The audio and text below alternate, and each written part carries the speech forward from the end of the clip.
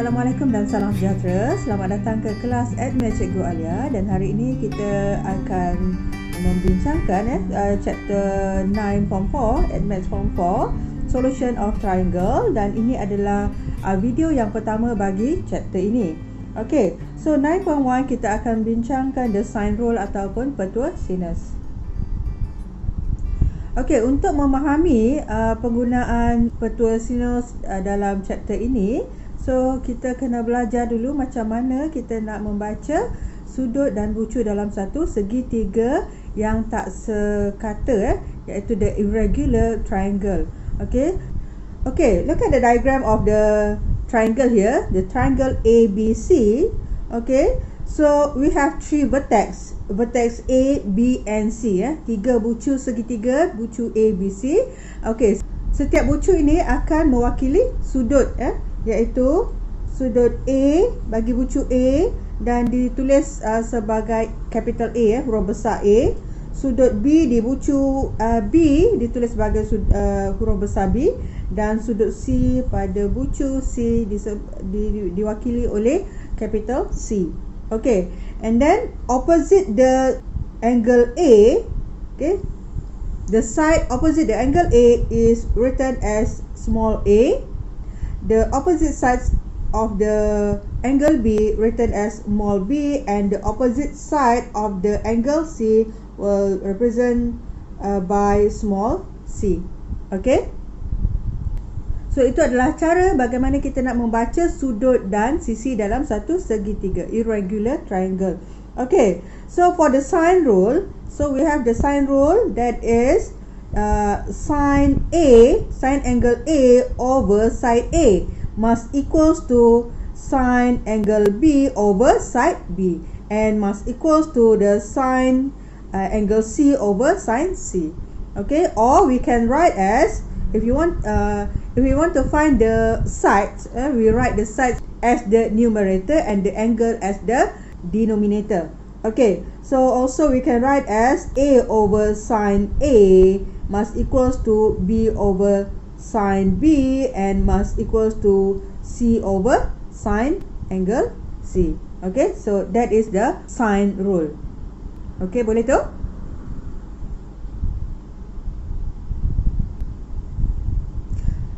Okay, look at example 1. Write the sine rule that relates the sides and angle of the following triangles. Okay, tuliskan rumus sinus yang berkait dengan sudut dan sisi dalam segitiga berikut. Okay, perhatikan di sini kita ada segitiga DEF. Perhatikan sudut D, opposite side dia small d. Angle F, opposite side dia adalah small f, and angle E, opposite side dia adalah small e. So we can write the sine rule here. Okay, sine D over D must equals to sine E over E, and must equals to sine F over F. Okay, or you can write as D over sine D must equals to E over sine E, and must equals to F over sine angle F. Okay, so B pun sama juga, no problem. Okay, kita teruskan. Okay, now look at example 2. Find the value of X in the following triangles. Okay, perhatikan kita nak cari X. Di sini kita perhatikan kita ada angle 80, and the opposite side of angle 80 is 14.3 cm. Okay, so we want to find the X, which is the opposite side of the angle 48 degrees.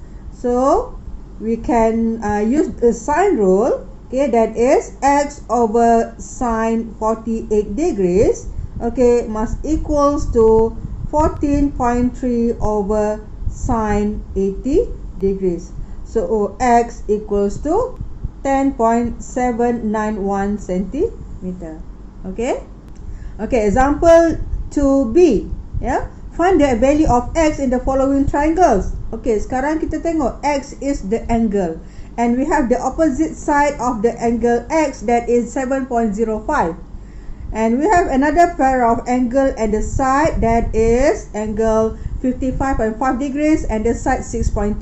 So by using the sine rule, we can calculate or we can find the x by using the formula sine x over 7.05 must equals to sine 55.5 degrees divided by 6.2.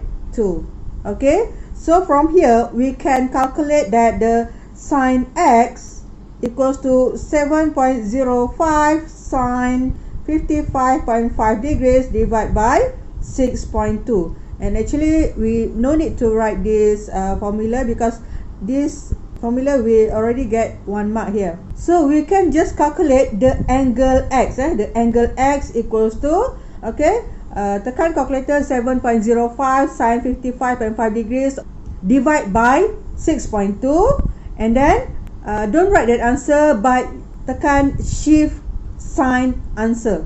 Shift sign answer, then we get the answer, or the angle x equals to 69.57 degrees. Now look at example 3. The diagram below shows the positions of Christina's house. Okay, Christina's house here, Ron's house, okay, here, and a post office. Okay, so calculate the bearing of the post office from Christina's house. So nak cari bearing post office daripada rumah Christina, bermaksud kita kena cari sudut di sini. Okay, betul tak? Okay, ini adalah bearing post office from Christina's house. Okay, how to calculate that angle? Okay, untuk mencari sudut ni kita kena tahu sudut Q. Mana kita kena cari sudut Q. Okay, untuk cari sudut Q kita nampak, okay, ada side opposite the angle, and then kita ada pasangan, a pair of angle and side here. Okay, so we can use the sine rule to find angle Q first. That is, okay, question A, okay, sine Q over 9.4. It must equals to sine 98 degrees divided by 12. So from this we can get the angle Q equals to, tekan calculator, 9.4 times sine 98 degrees divided by 12, and then jangan tulis jawapan tu, but tekan shift sign answer. So we get the answer, the angle Q equals to 50.87 degrees. Okay, boleh tu?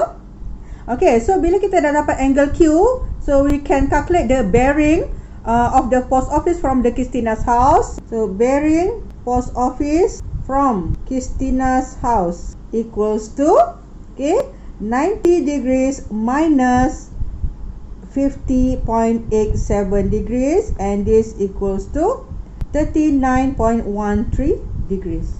Okay, for question B, the bearing of the post office from Ron's house.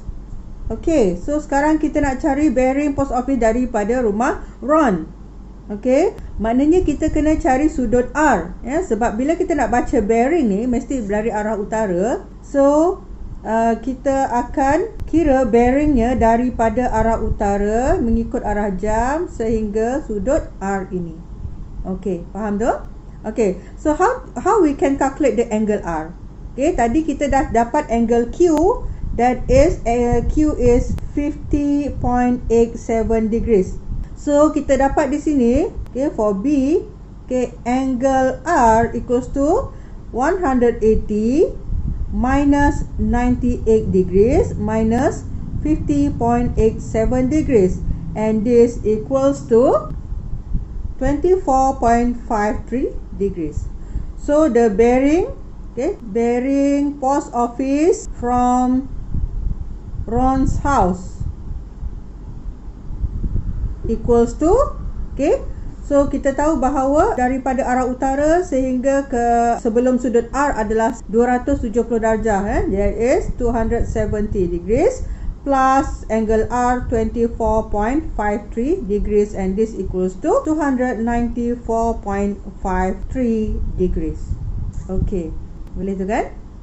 Okay, C, okay, calculate the distance from Christina's house to the post office. Okay, so kita nak cari jarak antara rumah Christina dengan post office. Maknanya kita kena cari PQ. PQ iaitu the opposite side of the angle R. Okey, jadi dekat sini kita boleh gunakan sign rule, that is kita gunakan PQ PQ over sin angle R tadi iaitu R 24.53 degrees must equals to, kita boleh ambil angle 98, that is 12 over sin 98 degrees. Okay, so kita selesaikan, kita dapat PQ equals to, okay, tekan calculator, kita dapat 5.031 kilometers.